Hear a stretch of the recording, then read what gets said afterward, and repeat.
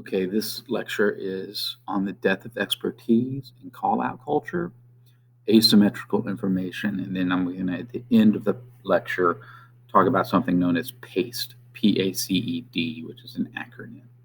It stands for Problem, Alternative, Criteria, Evaluation, and Decision. And what will come out from that is how we think economically using that tool. So let's start first with the death of expertise. So I'll just sort of overview this book. Um, it is You're going to read the conclusion of this book, The Death of Expertise by Tom Nichols, who is a professor at Harvard and the Naval Academy. He writes this book about how in America we have seen or are seeing a death of expertise. In other words, experts are losing their credibility for multiple reasons, and I will sort of talk about that a little bit here.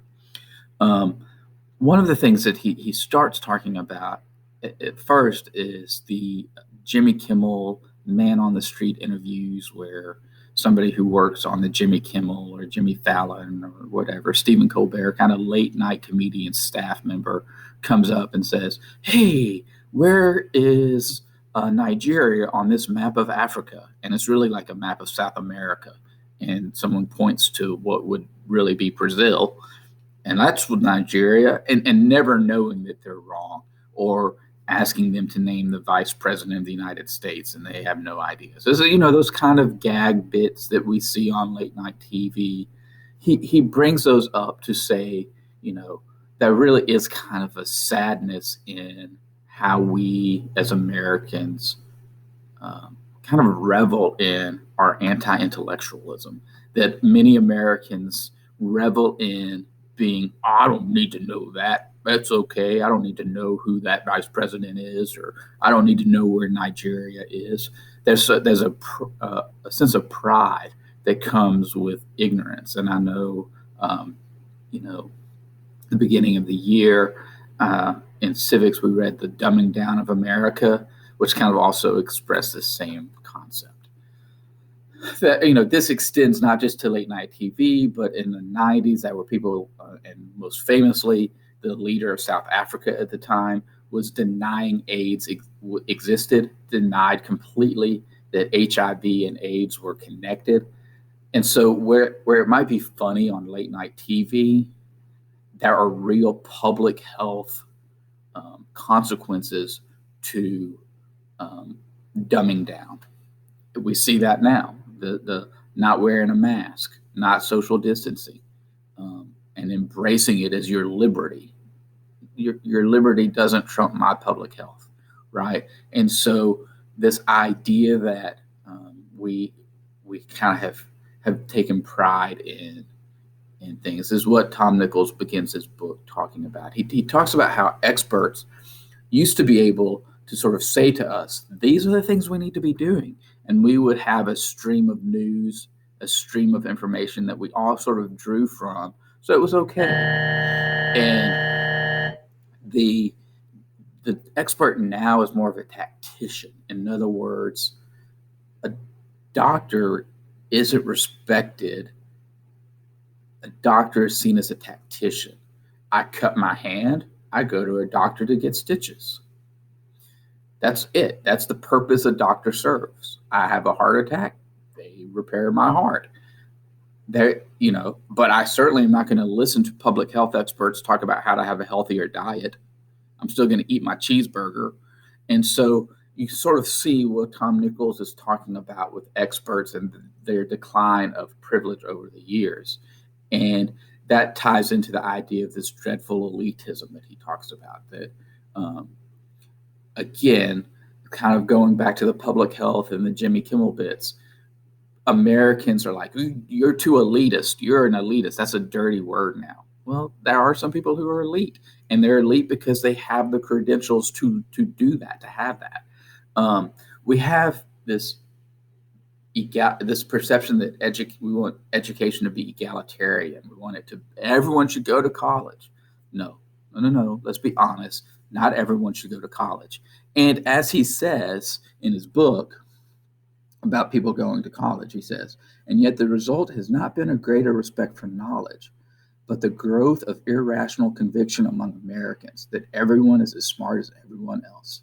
This is the opposite of education, which should aim to make people, no matter how smart or accomplished they are, learners for the rest of their lives.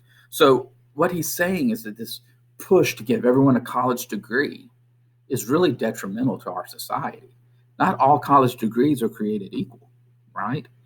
Not all colleges are created equal. And as we push kids into college, we need to understand, and they need to understand, that just because you get a piece of paper from college X doesn't mean that you're on par with a person who got a piece of paper from college Y. We need to understand that learning is something that always happens. Even getting the piece of paper from college Y doesn't end your learning, right? You get a piece of paper, that's all it is. It's a piece of paper. It doesn't really mean much of anything. So understanding what that life is, the best life is the life that is lived to learn constantly.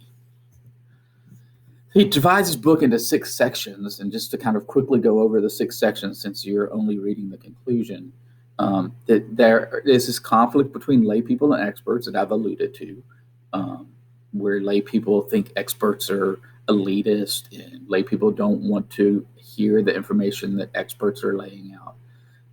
Then there's this problem of conversation bias, that we don't know how to have conversations.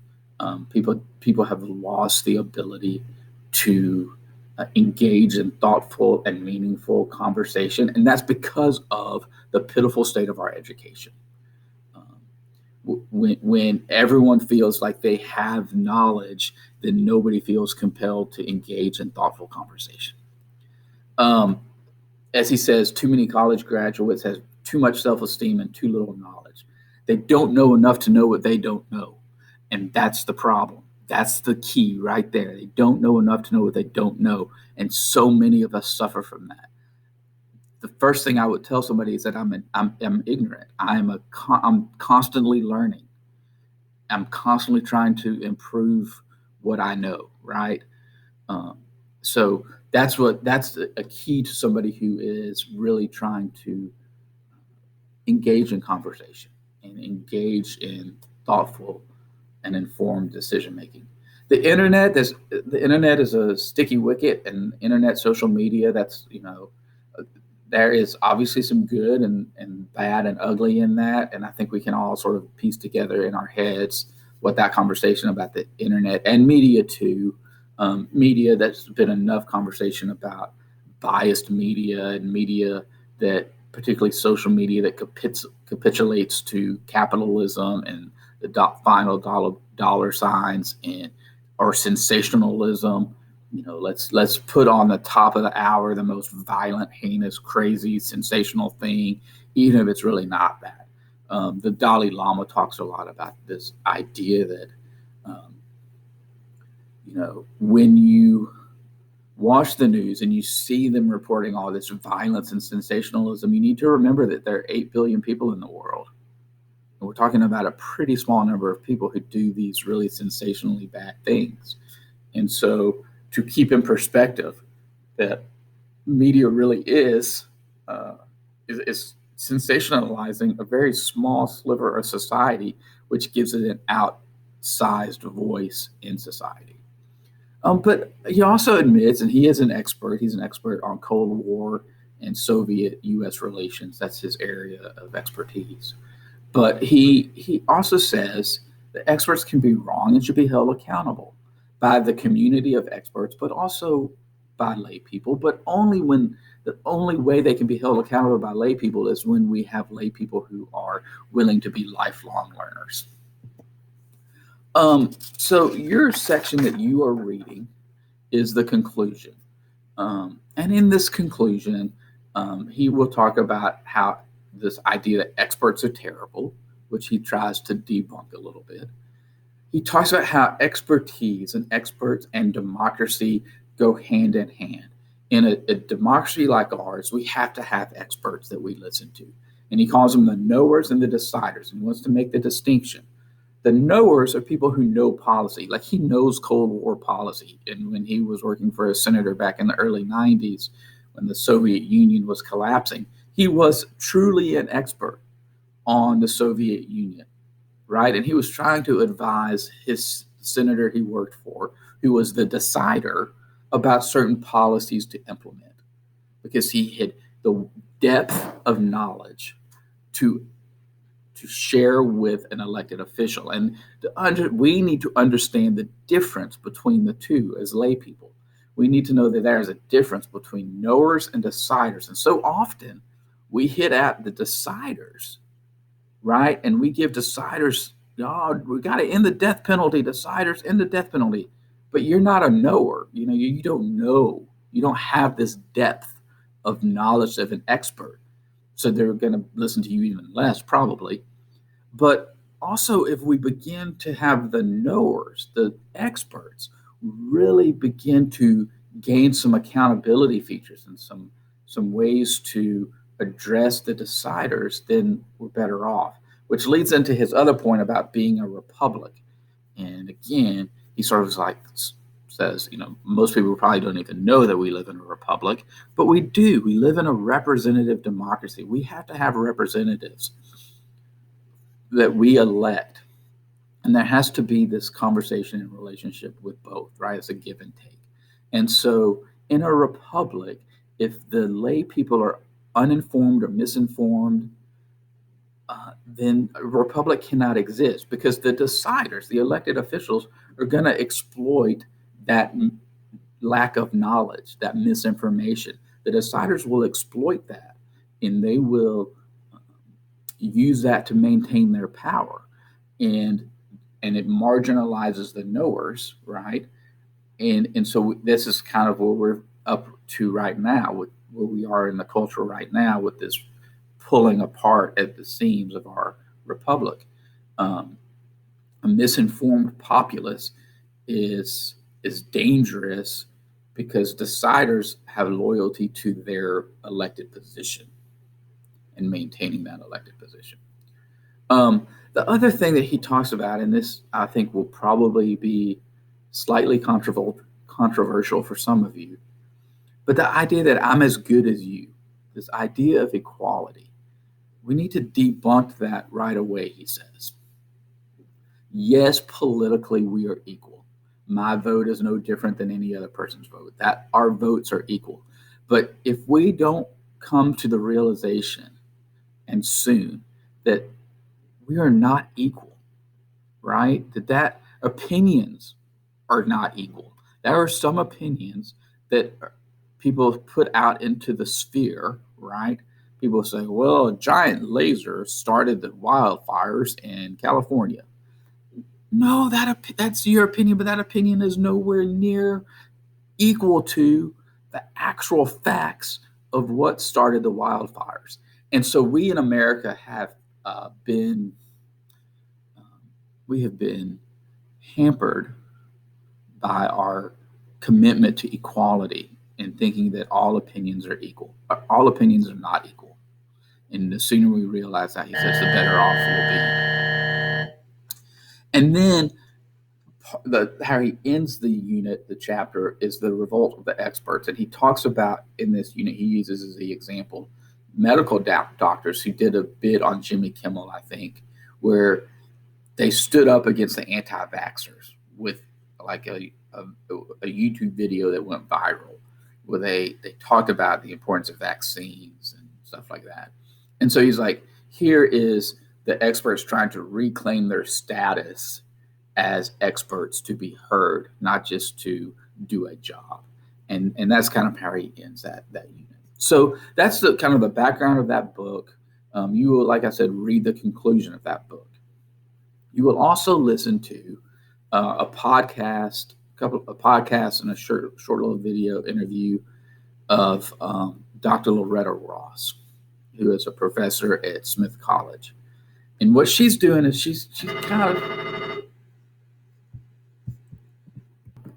So what Dr. Ross is doing is kind of taking... So Dr. Ross... So she really is interested in this idea of call out culture. And I think everyone kind of knows what that is. It's call out culture. We call people out, and we tend to call out people who we are on the same plane with, right? She's she definitely believes in calling out elected officials, leaders, cultural figures. You certainly call those people out. That's hierarchical. You call out people above you, right? But calling people out who are on your same plane is counterproductive and counterintuitive to building this community. And this really does fit in it with what Tom Nichols talks about in his book, in that we need to understand um, who the experts are, hold experts accountable, but hold experts accountable in thoughtful ways, like Dr. Ross talks about, right? And to stop fighting with each other, and to stop letting the media culture, the sensationalism of the media, uh, pit people against each other. And so she says call ins are agreements between people who work together to consciously help each other expand their perspectives. They encourage us to recognize our requirements for growth, to admit our mistakes, and to commit to doing better. Calling in cannot minimize harm and trauma already inflicted, but it can get to the root of why the injury occurred, and it can stop it from happening again. So, what she's asking us to do, right, in this quote, what she's asking us to think about is how we work together, how we become lifelong learners. Tom Nichols wants us to be lifelong learners. He wants us to not just assume that we have all the knowledge, that we do, in fact, continue to learn. And she is saying basically the same thing here, right? That it is our duty as learners to admit our mistakes and commit to doing better. You do that as you admit to being a lifelong learner, and you call people into that. I'm going to continue to learn how to be a better person, how to be a more thoughtful person. I'm going to read more. I'm going to engage more. And in so doing, I can bring more people into my sphere. So she's you will read some from her. You will hear from her in a podcast, and so she as she talks about calling people in, as she talks about bringing people together, right? Um, Letting people be heard who have historically not been heard, and being able to be uh, smart enough and informed enough to recognize that you don't have all the answers, and then there might be other people out there who have not been not been allowed to be experts in the past, who may have potential to hold other experts accountable for bad information or bring out new ideas. So, Dr. Loretta Ross is wonderful, and then you also read a thing on asymmetrical information, which is a really short little piece, but again, it ties into these three things. And it talks about moral hazards, fiduciary duty, enlightened self interest, buyer beware, and positive incentives. It's just a short little piece that just does lay out very clearly, I think, some of what Tom Nichols talks about in Depth of Expertise and what Dr. Ross talks about in calling in. So, like, the example it gives is a car mechanic. I don't know anything about cars, right? And so when I take my car to the mechanic, I'm going to trust that she acts with fiduciary duty, right? That she will not overcharge me. That she will say, "Yeah, what's wrong is your carburetor's busted, and it's going to cost $800." And I'm going to believe that she's going to act in a responsible way. The positive incentive for her to do that is if she is um, honest with me, then I recommend her to other people and her business grows, right? The moral hazard is I have no idea if it's my carburetor that's broken or if I just have a flat tire. I don't know. So there's a moral hazard there. It's with doctors, it's with mechanics, it's with educators. That's whenever there's an unequal level of knowledge between a person and a layperson, there's a moral hazard there. But what Tom Nichols is saying, what Loretta Ross is saying, is that it should be within our enlightened self-interest. It should be within the scope of how we behave. That when we recognize that asymmetrical information exists, that we do our best to bring people in. We do our best to include people in that and empower people with that instead of isolating and dividing. So that's the last little piece that you're going to read. So, real quickly now, I'm going to talk about um, scarcity and pace. And this is just now kind of how the practicality of how your assignment's going to look. So, scarcity is not only about a lack of tangible goods. Scarcity can be a lack of thoughtfulness, a lack of emotional intelligence, a lack of effort or energy. So when we talk about scarcity in economics, generally we're probably talking about a scarcity of goods. There's a scarcity of the Moderna Pfizer vaccines. Okay, we get that. There's a scarcity of whatever, some kind of jacket or some kind of Nike tennis shoes. We understand that as scarcity.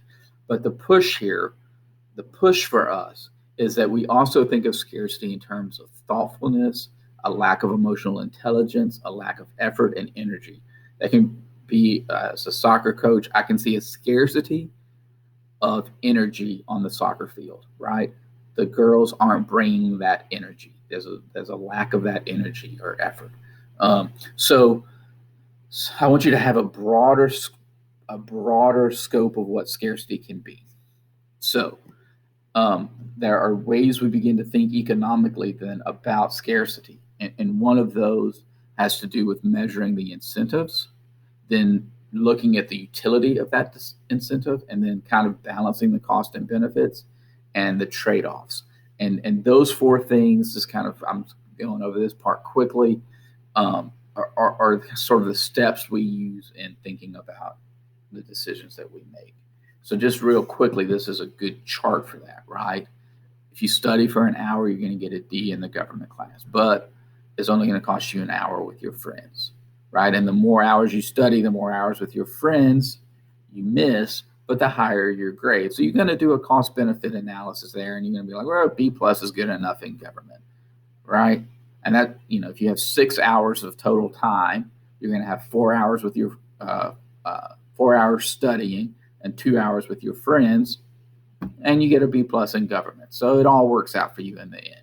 So that's kind of what that, when we talk about incentives, the incentives are time with your friends, the utility is the grade that you're going to get, and then you're economizing, and your opportunity cost is sort of weighing out the pros and cons of whatever decision you make. So those things are kind of important as we kind of go. And then this is what PACE stands for, and this is how we go about making the decisions I just alluded to, right? So what we want you to think about is, like, when you do your little max decision-making grid, or when you think about what you will with this assignment, identify the real problem, and therein is the key, right?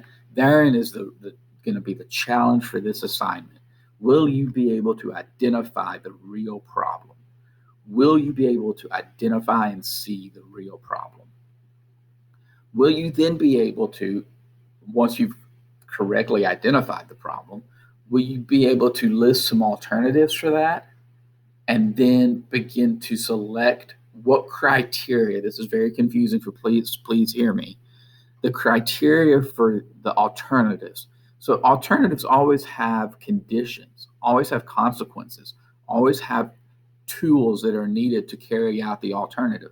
An alternative is to study for a test. Well, what's the criteria for studying for that test? You got to have your notes. You got to have the lectures from the professor. You got to have your readings. You got to have all of those things available to you.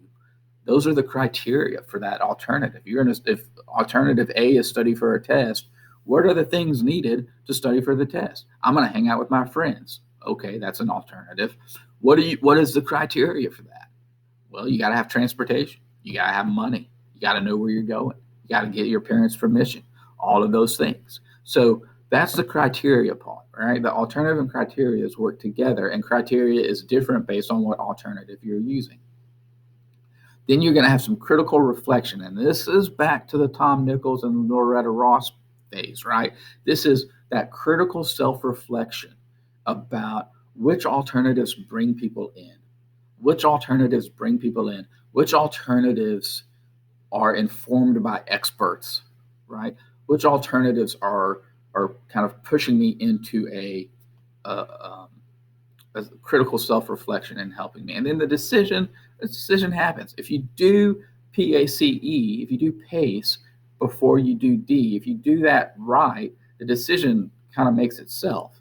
Okay, so anyway, so this is a thing that's good not just for us here in this class, but obviously it's something you can use throughout your life to just help make rational choices. So I'm gonna back out of this and say, with your assignment, what you're doing is you're going to end up trying to synthesize all the things I've talked about, the things that you've read.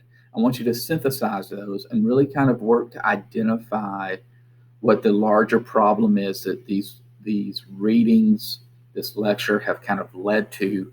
I want you to try to identify that, and then I want you to use your brain, use your own knowledge to come up with some alternatives for that. The assignment will be posted with further directions.